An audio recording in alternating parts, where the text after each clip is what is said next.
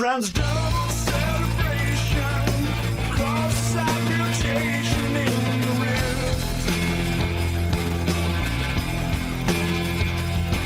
It toppled down the nation and left the people running for the hills. But God help you trying to enjoy any of it. I'm the Necroswanson, and you can go f*** yourselves. Man, that sure was a thing. Glad I'm never gonna have to deal with that crap fest ever again. Hey, what's that? What's that up there? No, don't click it!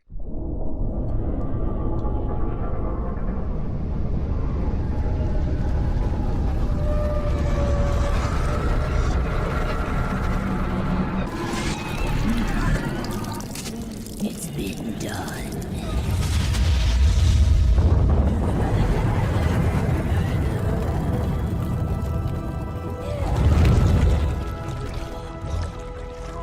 You mother. Well, if you're watching this on YouTube, I feel bad for you, son.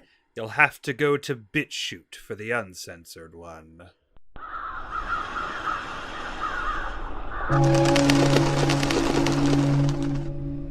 Madmind Studios promised us blood. Blood. Guts. Guts. Tits. Tits. Motherfucking lesbos. Lesbos. The most horrifying depictions of hell ever attempted in a video game. The most horrifying depictions of hell ever attempted in a video game. She and her succub. Oh, please, no. Succub. Why didn't you fix that? Succub. Of all things. Succub. Does anybody there speak English?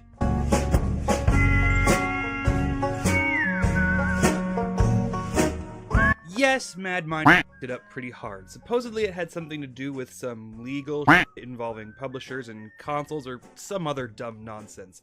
But on Halloween of 2018, this retarded shit popped up under the new releases on Steam, promising to deliver on all the cut shit, improving some crap, and revamping the game pretty heavily. And I, my dear brothers and sisters, am absolutely nothing if not an aging edgelord, so you are goddamn right I said Merry Christmas. And dove straight into the bloody tit fest that is Agony Unrated.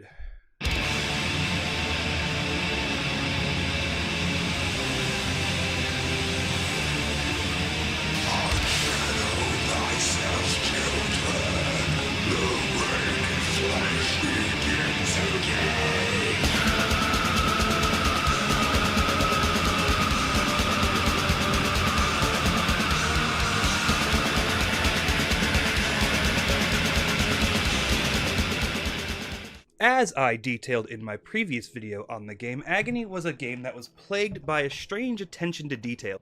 Some things, like many environments in the Ono Scaleless designs, had an obvious abundance of detail and craftsmanship, while others seemed to lack pretty heavily.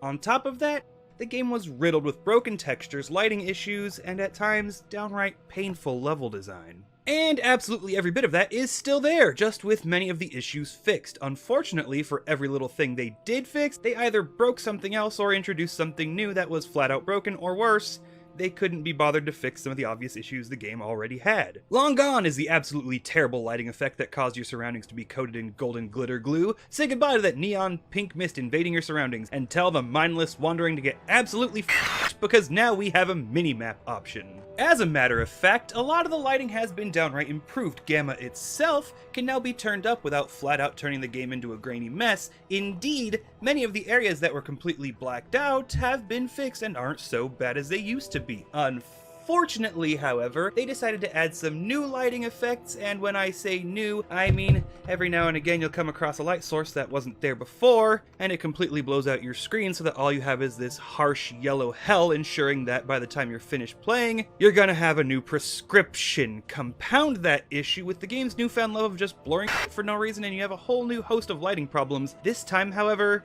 they were intentional. And that's just kinda depressing.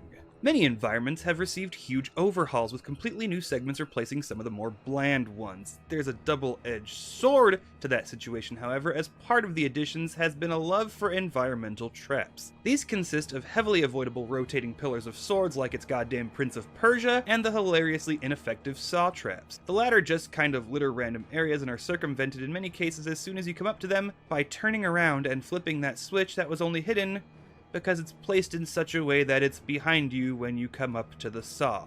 Or worse, just right there for God and everybody to see. With spinning sword pillars are kind of funny with how you can get enemies to run into them and making torches less threatening, however. They've also added tentacles that attack you if you don't have a torch and whatever the f this shit is supposed to be.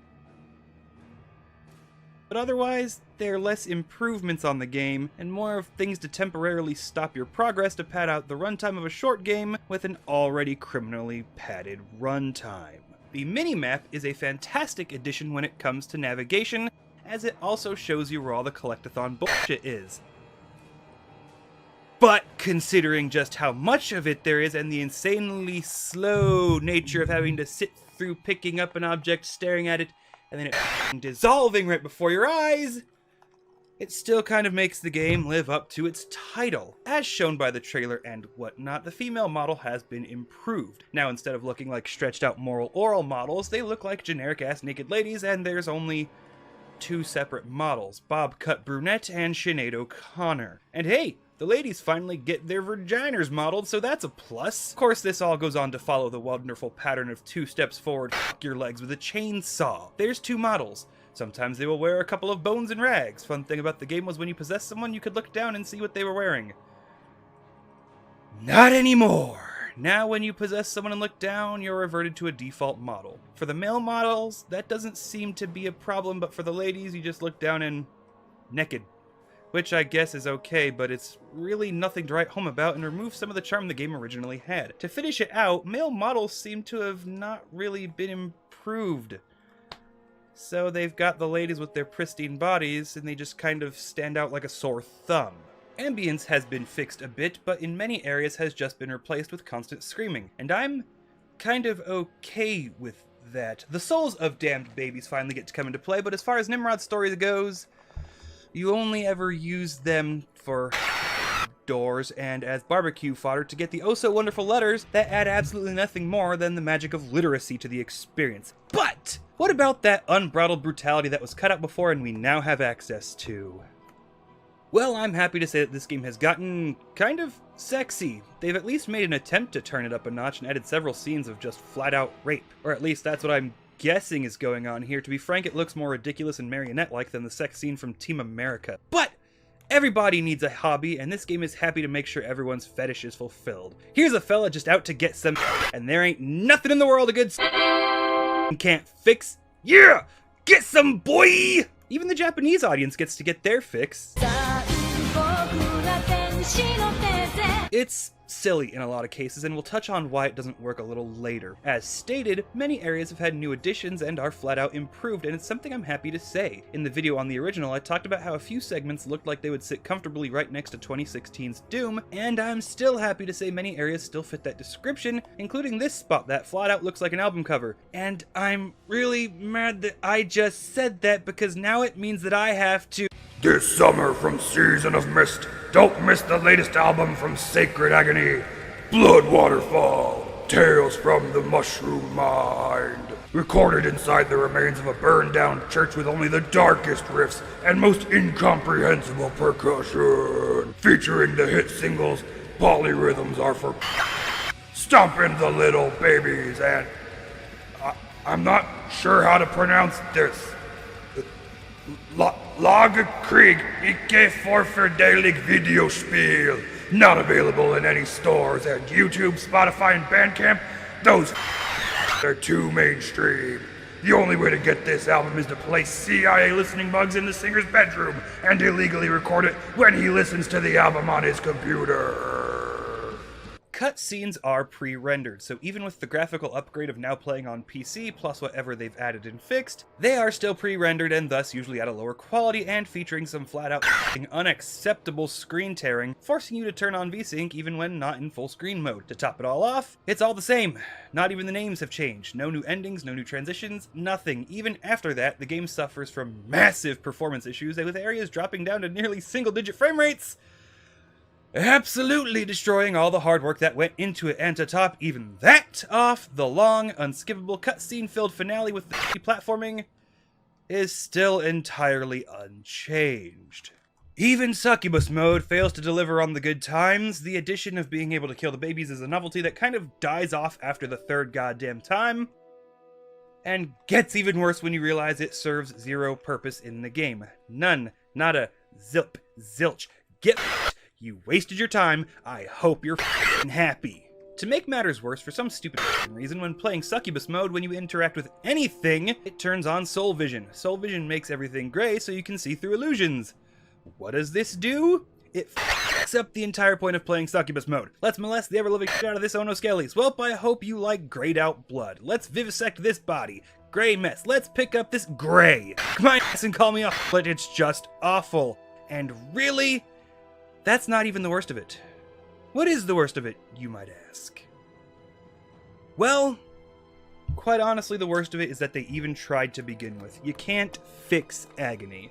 You can't make it a good game. Why? Because it's lacking the most fundamental of core fundamentals, and that being any reason to give a flying rat's ass about any of the shit I'm seeing. The story is the same in that there isn't one. I'm just told to go places, and then I go places. It's like me and Mrs. Necroswanson took our little Necroswanson kids to the zoo, but each kid wants to do different stuff in a different order, and we have to formulate where each of us will take a kid, when and where we'll meet up, and how we'll fill out this bingo card for 15% off at the gift shop, all before cell phones really took off. And no, I am not as old as that comparison made me sound. There just isn't a story. Nimrod goes from one place to another because the Red Goddess said so, and every now and again little Lady Edgelord tells us to keep going. The Succubus just kind of does the same thing for no discernible reason. They can't even edgelord right. That rape, it barely resembles a rape. To top it off, it's not even gruesome or engaging to look at. If you want the player to care about rape in a game, you have three options. Make it gruesomely detailed. Make them have to fight it off or survive it. Or just make them do it. But you need the action, you need the detail, and you kind of need to just throw it right in the player's face. And that's the other core fundamental that the game fails to deliver. Engagement of any kind. It's an edgelord fest that barely gets any more edgy than South Park ever did. It does absolutely nothing to engage me as far as story or gameplay goes. In fact, much of the gameplay was broken by the changes they made. There's improvements here and there, but it's still the same stiff controls, the still same indolent pacing. All the edgelordery they apparently couldn't put in before is just lifeless puppetry. The game lacks the detailed gore for us to play a part of, which, being the drawing factor of Succubus mode, just kind of makes it all the worse. Color choice and insane lighting are still huge problems. Pacing is still a huge problem. Overload making your spoopy game tiresome and tedious, still a huge problem. Without the quiet time where everything is toned down, we just become desensitized, and when this game isn't at 10, it's still at a 9.5. The reality is this. You can, in fact, polish a turd. You can! But it's still a stinking piece of shit that misses the point of video games just as much as every other walking simulator out there does. It's not worth it. It will never be worth it. The only way Madmind could ever make Agony any good would require them to go back to the drawing board and make an actual game with story and consequences and things that happen as a result of our actions. Without that, not even the tits are enough to make me come back to this crap fest ever again. I'm the Necroswanson, and you can go f*** yourselves.